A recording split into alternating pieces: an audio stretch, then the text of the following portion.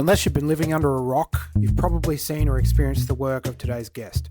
Madeline Griffith is a visual artist who has worked in multiple media spaces, including in the commercial industry, the music industry, providing set dressing and art for music videos, and work in TV and films. Today we'll dive into Madeline's career and how she quickly climbed the ranks from a budding young artist keen to travel and produce art abroad to an in-demand visual designer whose practice has been seen by millions across the world and within Australia. So you studied at RMIT.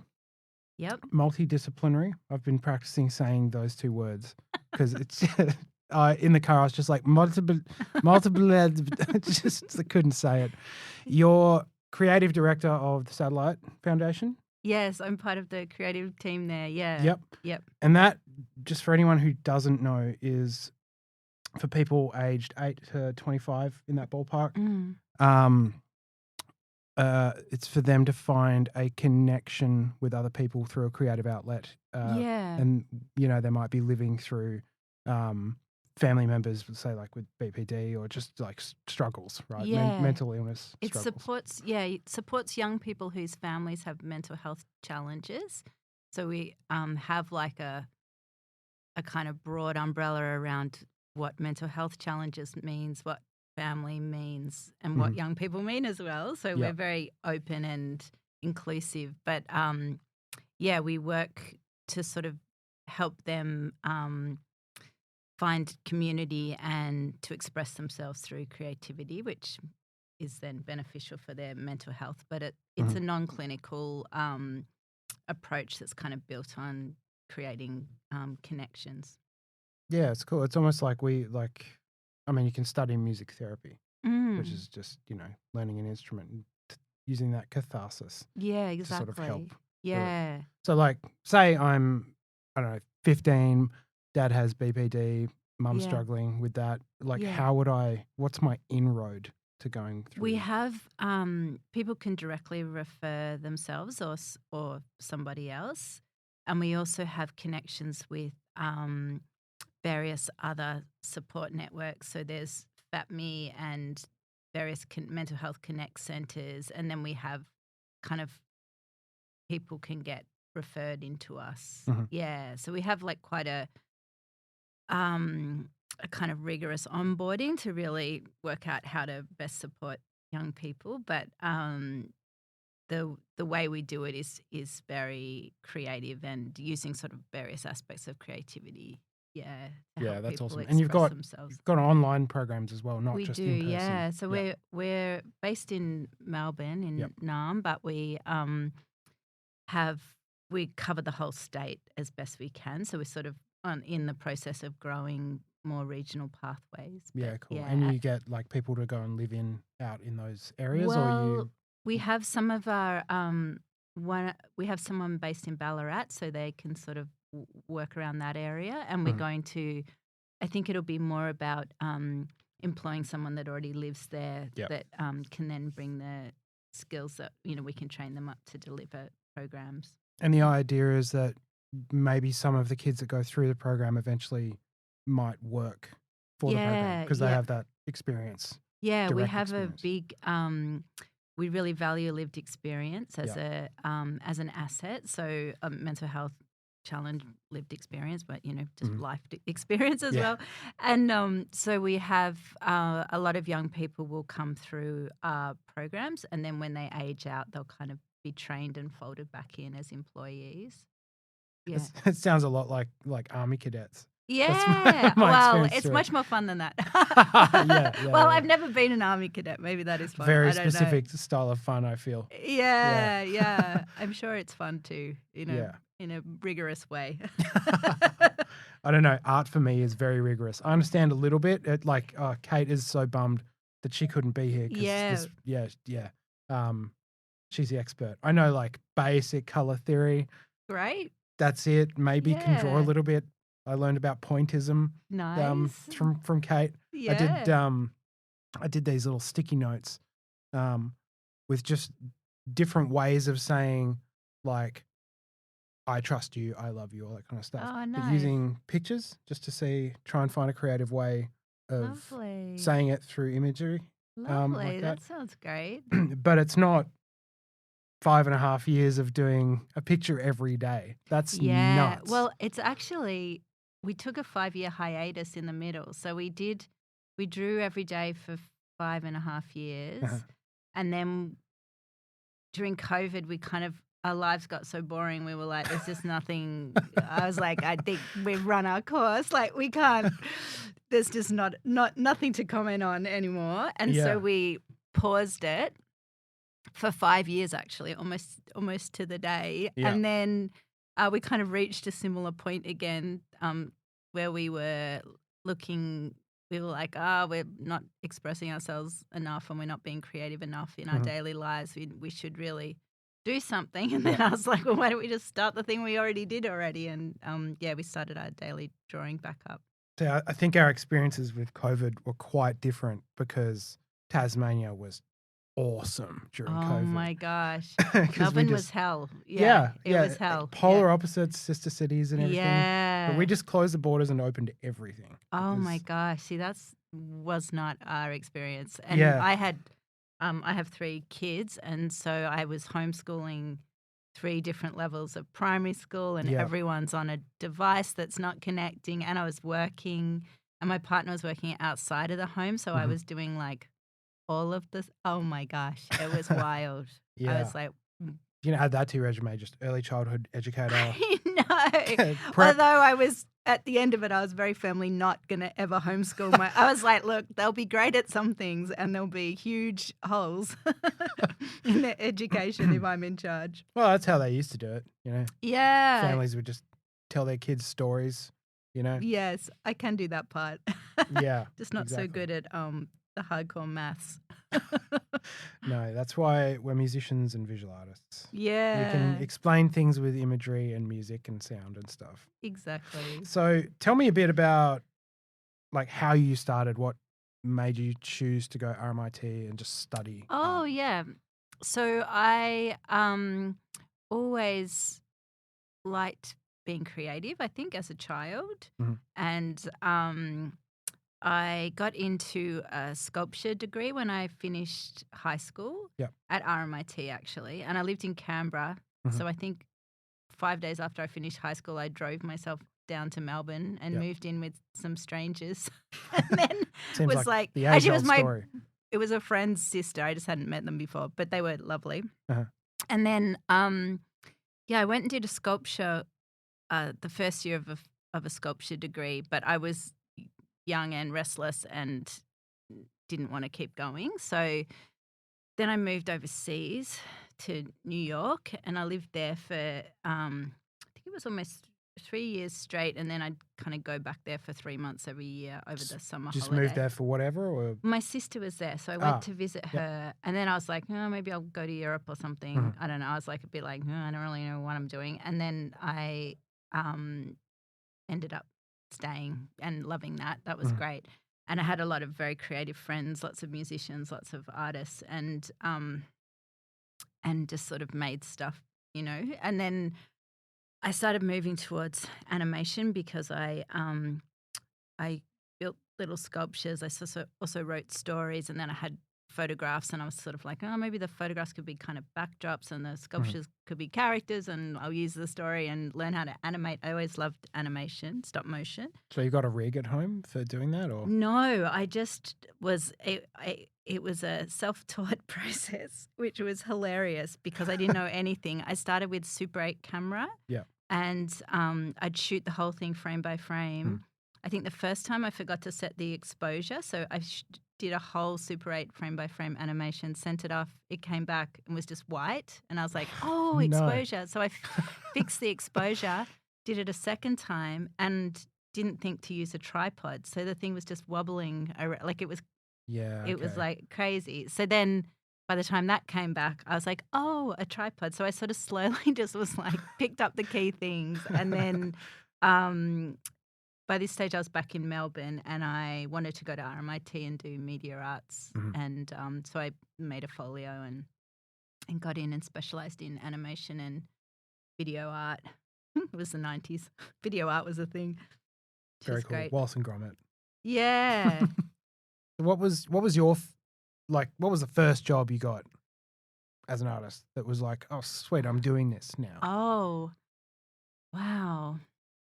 I got one straight out of studying, actually. I got commissioned by SBS to do a stop motion film, which was a great opportunity. They had a series of like folklore stories from around the world, and we got given one, and then we had to animate it. And I was very underskilled to do that, and it was. I hope nobody sees that film. It's probably out there somewhere. All right, I'm gonna. No, don't look. And then I realized I was using After Effects. I really enjoyed After Effects, but there wasn't much of that around. I think Flash and things like that, vector-based stuff, was much more popular. But I like the kind of textures and tactility of After Effects. And then I went and saw this movie, Lemony Snicket. Yeah. And it had this really beautiful title sequence that I was like, that's done in After Effects. And it was like out of this world. And so I was like, maybe I just ask that person if I can come and work for them. So Simple as that. Well, I did it. I was like, I couldn't find who was credited for it. And I sort of found like some address that seemed to belong to someone that maybe had something to do with it. So I wrote to them and I said, look, I saw this thing. I really loved it.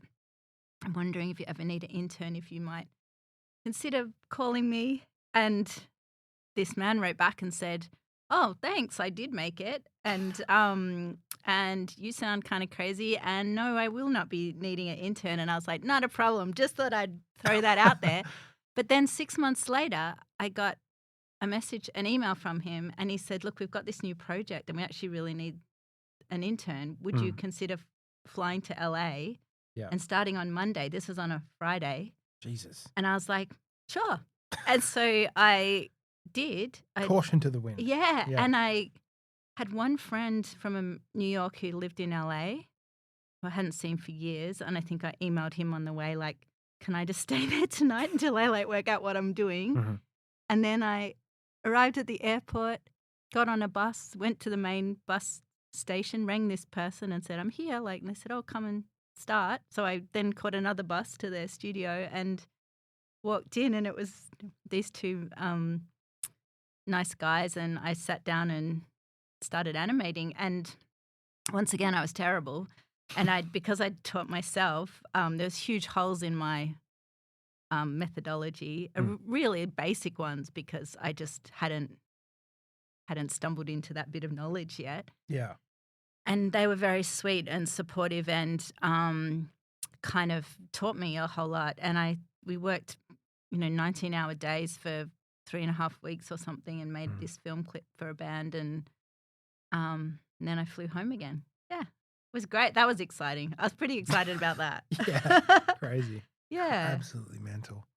Like that, like LA that's a dangerous place to not have some kind of a cemented plan. Well, I knew I'd have a place to be in the daytime, and my friend ended up being lovely, and I stayed there the whole time on his couch with a crazy cat, and so it was great. But I didn't have a car. I caught the bus like from one end of LA to the other every day, and most people there were like, "There's a bus?" Like I didn't, and I was like, "Yeah, there's like a whole bus network," just. Kind of just winged it, but that was really exciting. I'd always wanted to move back to America. I really missed it a lot, and it was sort Probably of my now, goal. Not such a not so much now. Back then, and I missed all my friends and I missed the life that I'd had there. But I was also limited by what I could achieve there, so I knew I needed to come back and go to university to sort of advance myself, I guess. Yeah. So it was a real goal to get back to America and get a working visa. And then through this director, they then got another project, and that time they paid me to work on it, and he sponsored me to get a like ongoing visa, That's awesome. which was called an exceptional talent visa. Also a big highlight of my life, getting that put next to my name. I was like, I'm still like definitely not that good at this, but if that's the classification. I feel like that across the board, most artists will say, I'm not that good. Yeah. Well, I That hadn't, imposter syndrome is real. I also was very, I mean, I always like learning stuff, but I grew up, before computers really. And then when I was living in New York, we didn't really have access to them. So, and that was right when the computer revolution kind of happened. So I just had missed it. Like when I started my digital fine art degree, I literally didn't know how to turn on the computer. Like I was like, where's the button? Like I thought the files went down the power cord into another room. Like I was, or if that makes sense. If I closed a window, I was like, I'll never see this again. I don't even know how the window got there. Like it was wild. But I made friends with this wonderful woman, Isabel Knowles, who's still a friend of mine. She's a wonderful animator. Mm-hmm. And she was just a tech genius and very gentle and kind. And she just taught me everything. And it was great actually. I also learned to be extremely humble. Like I was like, I just don't know how to do this. And I'm older than you and I just don't have this knowledge. So it really taught me to not be embarrassed about not knowing things, and that the best way to learn something is just to be like, I don't know what this is. Like somebody show me or tell me, or I'll try and work it out. So I can definitely relate because like going back to uni, I'm already an accomplished musician and was gigging like 4 or 5 nights a week wow. before going to uni. And there's something so freeing about even pretending I don't know anything. Yeah. Just what are you studying now? I'm just studying a Bachelor of Music, Jazz and Improv. Oh, great. Yeah. Because I have like 3 partially completed degrees. Yeah. And then I just couldn't hack it with UTAS anymore. So I was like, I'll go somewhere else eventually. And then when I moved here and I finally made the decision to audition and I got in.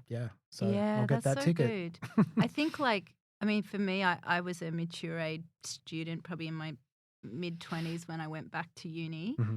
And I was so dedicated. Like I was like, I had a core group of friends who were all similar, and we would just stay in the studios all night and work. And I don't know, I was really like, it was a big difference to when I first went to uni, when I was just like, I don't know, I'm like 17, who knows what I'll do. So I know I'm so efficient now. Yeah. I get my work done. Everyone's coming up to me asking, what do we do this? What do we do for this? What's the assignment? And it's like, oh, wait, I'm an adult and I listen? Yeah. How crazy it's is that? interesting. It is. And you can apply yourself effectively. It's really, it's great. All those accumulated life skills. So all of that happened from that one phone call you made to that one person. Yeah, well, just an email. I was like, and I did, and I also years later ended up teaching at RMIT, and I would tell that story to the students. I was like, you can just sort of throw fishing hooks out into the world, and sometimes they hit something. Like I was like, I don't know where I even got the audacity to send the email, but it worked. Like and that was a really key learning as well. I was like, you can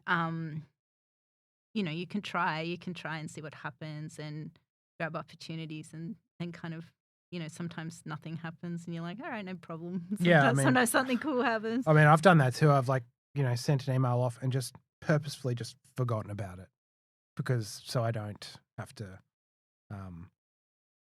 sit there biting my nails waiting for a response, and then if I don't hear anything back, I don't remember that I sent it. That's true.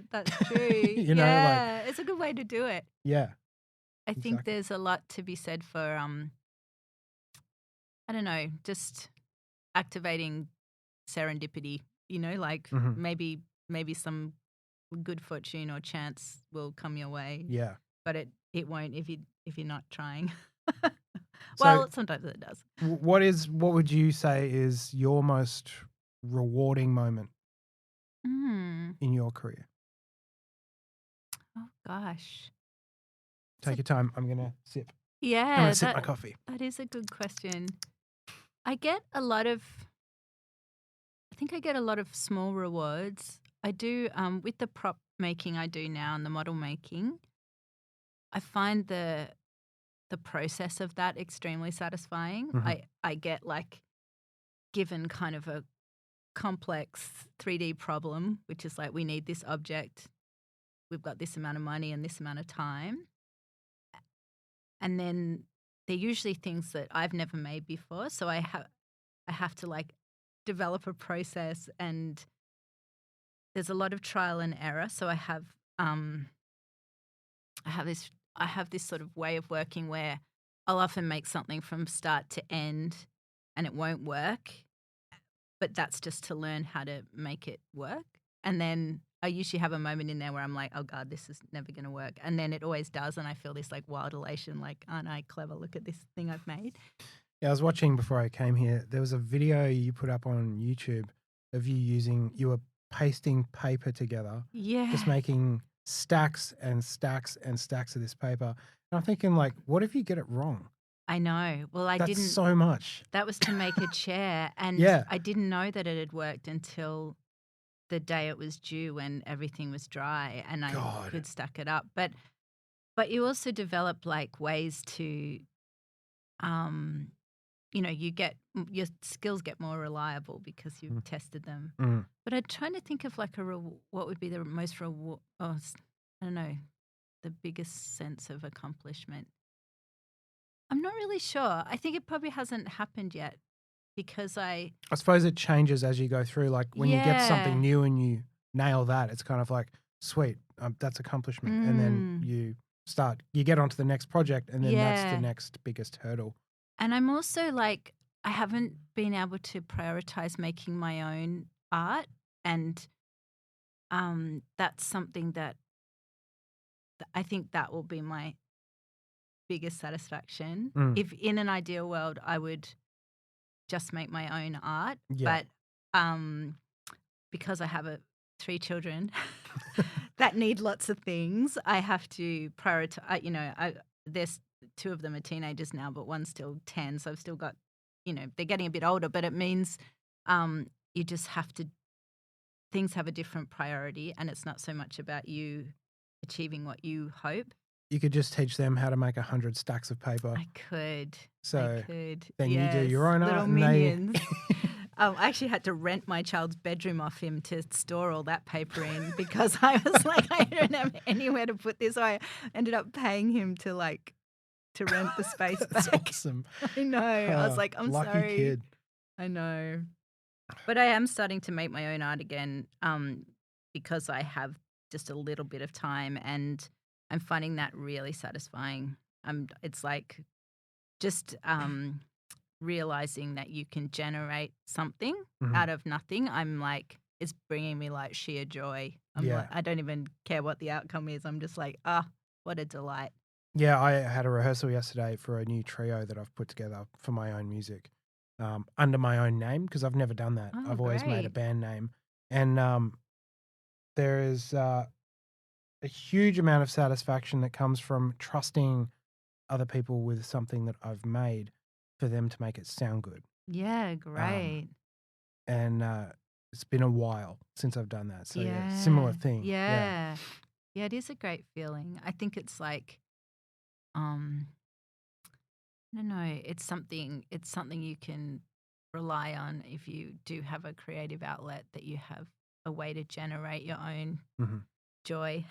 Yeah. Because it gets to the point where I think I went through the same thing musically where I'd be given another 30 songs to learn for the next week and then play that set and then that's done. But then I've got festivals coming up and I've got to just play those sets and focus on those. And then, writing and doing my own music and practice just gets lost as well, So, yeah. But I think all that work, like the artist I think I'll hopefully end up being in this next chapter of my life will be very different to the one that was expressing themselves before I had a family. And I've had a lot of time to really I think a lot about concepts and theories and creative outcomes, but I can't actually do it. So I've actually got these big ideas that are kind of ready to roll because I have thought really hard about them for the last 15 years. I just haven't been able to do it. And with the prop making as well, I have quite a direct pathway between what I imagine and what my hands can make. So Me too. I don't have a barrier in that way. So it's actually like I'm really pretty efficient now. And I also have developed a helpful ability where I don't hesitate. I just don't hesitate before I start something. I'll just start it and see what happens, and then start it again and see what happens, and start it again and see what happens. So you're like a jazz musician. Yes. Just jamming. Well, I don't know. I tried to learn an instrument as an adult for the first time, and it was a disaster. So learn drums. It's the easiest one. Oh, well, I have a drum kit in my lounge room, actually. Oh, really? Yeah. My son That's plays awesome. and my partner plays. Oh, no. Yeah. No, it's great. He doesn't play enough. I want him to practice more. I actually enjoy it being there. But I tried the piano accordion. I have one at home. Yeah, me too. I've never really... My sister, on my birthday a couple of years ago, she just rocks up to the door with this black box, and I'm like, hi. And she's like, hi. And then she just hands it to me, and I'm like, what's this? And I open it. It's a piano accordion. I'm like, I'm never going to play it. You will. Oh, I bought myself one when I was 21, and I started to learn to play when I was 40. I had it sitting there for 19 years or something. Oh man, I need to be able to play piano and drums first. Well, I can't play the piano, which is a hindrance. I'm fine at the accordion side, but knowing the piano would help. Well, what they say is that there's no wrong notes as long as the intention's there. Yes. Although there's so Similar many to art, I suppose. There's only so many clashing chords your ears can deal with. I don't know. Put some pedals on it and put some delay there and echo and all that kind of stuff. And just make it really avant-garde. Yes. It is a lovely instrument. So I was looking at your CV. Yeah. And when we were doing research for this, and it's unless you've been living under a rock for the last 20 years, I think everyone has seen it if they've got a TV or they don't pay YouTube Premium, so they still get YouTube ads. Yes. Like, I'm just looking through, like, reminiscing about points in my life when I saw this stuff. Oh, like, really? Yeah, like I remember the cityscape that was like made of paper and cardboard right. distinctly in my memory. Wow. That animated, and the NAB bookkeeper thing as well. Yeah. David Jones' Golden Week, that was a big one. Really? You saw I this remember stuff? all of Oh, wow. Yeah. I feel like I often don't get to see it. There's all this stuff's on YouTube. Oh, okay. Like I still get ads for like sports bet with mates. Yeah. I know. I always feel I hate that ad, but it's very cool. Yeah, very, they very do cool. make good ads. They've got the money. They do. Yeah. Well, that was I mean it is that thing. You do end up working for a lot of making a lot of unusual objects for a lot of different outcomes. Yeah, it's like you work on the Pacific, right? Yeah. That was so. What were you doing on that? Were you basically set designing? No. What was that? No, I that was what got me started really as a model maker. That got you started? Yeah. Tom Hanks got you started? Yeah, I know, right? So I'd been working in art departments, just on different things. Yeah. And unlike classics such as Ghost Rider with Nicolas Cage, flaming motorcycle riding zombie film, which is hilarious, shot in Melbourne. This is the 7th episode of our podcast, everyone, and I'm so in deep right now. But anyhow, I have a wonderful art director who I worked with, and she rang up and said, "There's this job, can you make models?" And I said, "Well, I have a sculpture background, I can make things." And she goes, "Oh, that's probably good. I'm going to put you in touch with someone, and it might be a big job if it gets fun, if it gets green lit, but if not, it'll just be a couple of weeks." And I was like, "Sure." And she introduced me to this incredible art director called Tony Pratt, who's from England, and I think he won an Oscar for Phantom of the Opera, but he's done like incredible artist. So he'd draw by hand just all of his designs.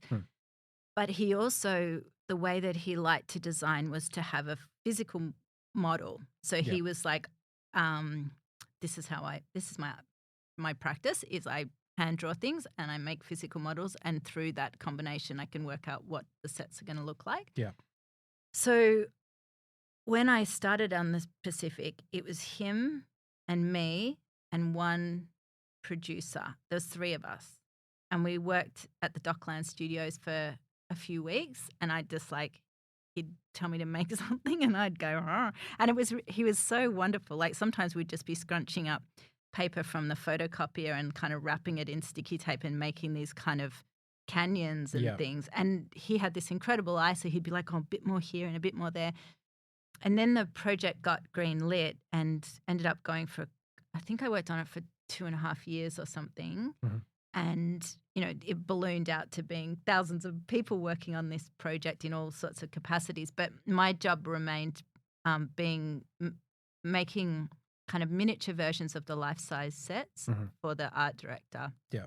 And by the time I finished that, I'd made hundreds of thousands of things. Like there was, you know, really exact battleship models. There was like really expressive kind of blown up landscapes. And some of them, like we'd make all these tiny rocks out of plasticine, and they'd each be from a, you know, fully designed and to spec, and then we'd build each rock to scale and like kind of scatter thousands of them along a beach.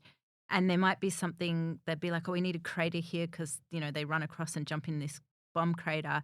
So I'd be kind of gouging it out with my Stanley knife and then paint it to look like a crater. And then they'd take the model, measure it up, take it out to the location and build the exactly, like you could end up standing in the crater that you'd carved out with a Stanley knife. Have you seen the show? I actually haven't. I was a bit over World War II by the end. I was like, I think I've got the gist. It was a bad time for everyone. I was there. Yeah. I was like, I've been inside a lot of bunkers, but I should see it. Yeah. Yeah, that'd be really interesting to watch it and go, huh. Yeah. That's almost exactly the set that I just made. It was amazing. Like it was, you know, I went out to they filmed it in the Yuyangs down near Geelong, and there'd be, you know, a huge big airfield and with these crushed buildings, and I would have made a version that was as big as a matchstick with the same crushes and burns, and then I was like, oh, it's such a spin out. Like, am I tiny? Is it big? Am I like a big person in a model? Like, it was this really awesome. Wonderful kind of perspective mashup. But yeah, so by the end of that, I felt pretty confident with my abilities to make models. Yeah.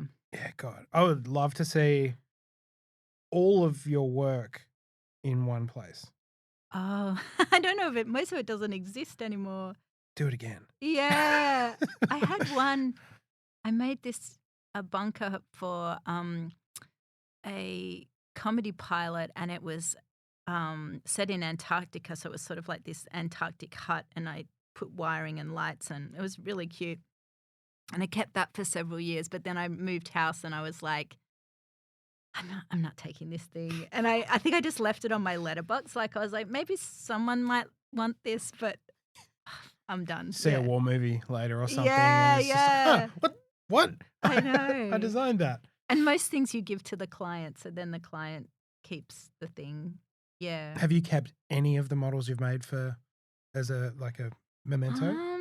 I think I've got the tiny little matchstick out buildings, because I had these like 2x4s to scale that were so thin, and I built it all. That was like quite a lovely little tiny object. I think I've got them in a box, but not much. No, I sort of, you end up with a lot of stuff and a lot of materials. Like I used to just have like a box of string and a box of, you know, like just, and then I was like, you know what, I'm going to just buy the string when I need it. I can't hold on. I can't have a whole room full of this stuff, you know.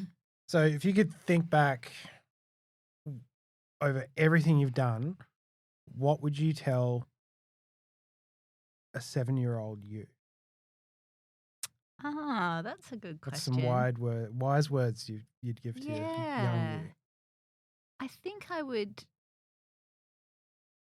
I think I'd probably just reiterate what I've kind of discovered, which would be You'd say listen to Different Strokes podcast. I've pretty much covered everything.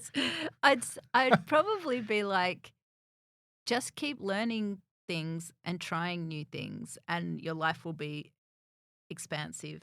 I think there's some sort of lesson in that. Like, if there's a chance to learn something, if there's a chance to try something new, just do it. And all of these things end up feeding back in useful ways. So probably that. And keep observing. I've spent a lot of time just looking at things and thinking about stuff. So I feel like I was like that as a kid too. I spent a lot of time just like staring at acorns and looking at a leaf and, just like actually like looking at the materiality of kind of everything. And then, I things like, which you don't even realize you're noticing, but then when I would make like a model of a building, I'd know that when the rainwater hits the ground, the dirt splashes up to this sort of height, because it's things I see and think about. Like I'll walk along and be like, oh, look, the dirt reaches there and then it smooths out. And so then when I'm actually doing it, it's like this big encyclopedia of sort of catalogued observations that I find quite useful. Yeah, it's insane. I don't know. I just like looking at things and contemplating. Oh, there's art everywhere. There's music everywhere. Yeah. Yeah. Well, thank you so much for agreeing to do this. Like, pleasure. It's going to be so awesome for all our artists, listeners to hear this, and Great. especially people who are listening from RMIT right now. Yeah. Study hard. To hear it all. Yeah. Study hard. Stare at acorns. Yeah. Stare at acorns. Never be afraid to send that email to that random stranger across the world. Exactly. Because worst case, you won't hear anything. That's right. Best case, something unexpected might happen. Awesome. Ladies and gentlemen, Madeline Griffith, thank you so much. Thank you. Thanks again for listening to our podcast. You can find us on Instagram at different.strokes.podcast. This is where the majority of our content will be. And if you've got any suggestions for guests that you want to hear on the show, you can email us at ds.podcast.melb@gmail.com. So that's Melb as in MELB for Melbourne. And remember, the way that this show grows is if you're sharing it with your friends and subscribing to us wherever it is that you listen to your podcasts. Bye.